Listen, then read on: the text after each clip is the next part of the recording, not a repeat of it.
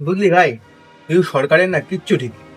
যেদিকে তাকায় সেদিকে খালি নয় গন্ডগোল নয় দুর্নীতি, একের পর এক লেগেই রয়েছে। আমি তোকে দুর্নীতি নিয়ে কি বলবো?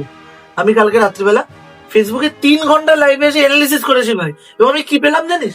মানে সবই ভুল, মানে কিচ্ছু ঠিক নেই, মানে পুরো ভুয়ো একখানে। এই জন্যই তো আমি বলছি 26 একটা পরিবর্তনের খুব দরকার। মানে রাজ্যটার দিকে তাকিয়ে দেখেছি, মানে সম্পূর্ণভাবে খোকলা হয়ে গেছে, কিছু নেই। কিচ্ছু এই নেই। পরিকাঠামো ব্যবস্থা বল, স্বাস্থ্য ব্যবস্থা বল, শিক্ষা ব্যবস্থা বল, সব ধ্বংস।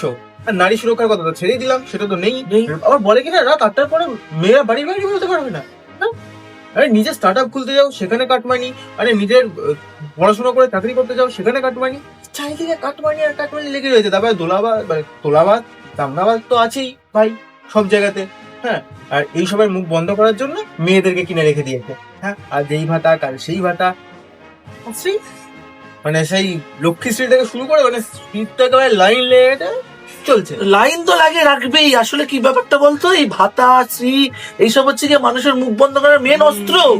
এই জন্যই তো বলছি 2026-এ বাংলা নতুন মুখ চাই।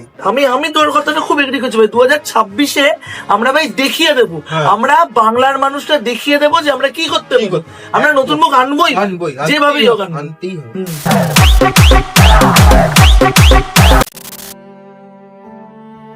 হুম। হবে না ভাই, মনে হচ্ছে জানিস তো, না খুব টাফ, খুব টাফ। হ্যাঁ? বুঝলি?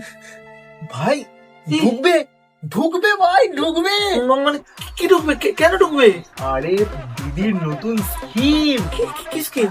বেকার ভাতা, মাসে 1,500 টাকা করে ভাই ঢুকবে। কি বলছিস ভাই? হ্যাঁ ভাই, এই আমার চাকরি- ঢুকবে? হ্যাঁ ভাই, সবার। ও ঢুকবে না। হ্যাঁ। আসলে বিষয়টা কি বলতো, উন্নয়ন কি অত সহজে হয়? অত সহজে দেখা যায় না ভাই, হ্যাঁ রাজনীতিতে দূরদৃষ্টির খুব প্রয়োজন ভাই। প্রতিষ্ঠিত প্রয়োজন। আরেকটা কথা ভাই তোকে মানতেই হবে ভাই, নেতৃত্ব হিসেবে কিন্তু আমাদের জননেত্রী কোন অংশে কম নয়। হ্যাঁ ভাই, হ্যাঁ। বাংলা কিন্তু তার নিজের মেয়েকেই চায়। হ্যাঁ ভাই, ভাই